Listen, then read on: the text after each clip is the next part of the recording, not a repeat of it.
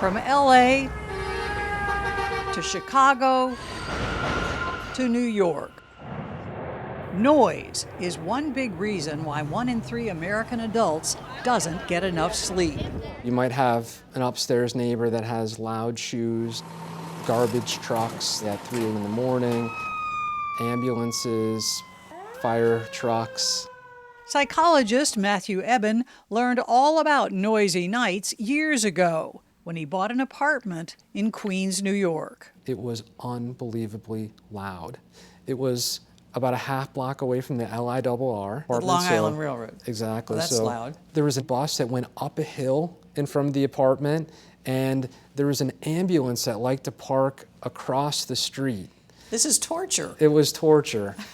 A desperate man who didn't want to move, he turned to a white noise machine. Give me the layman's explanation of what white noise actually is. It's the sound of a fan.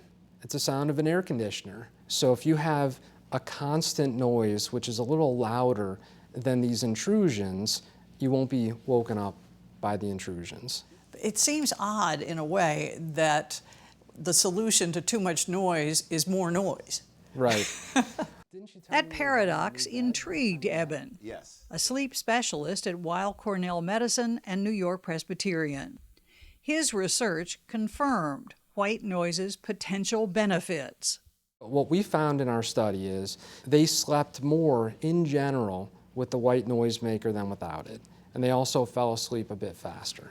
At his offices, we sampled an array of machines, emitting everything from basic white noise, sounds a little bit like a fan, Right. to so-called pink noise. That sounds like the ocean, It does. which uses lower frequencies and which some research suggests can help with memory.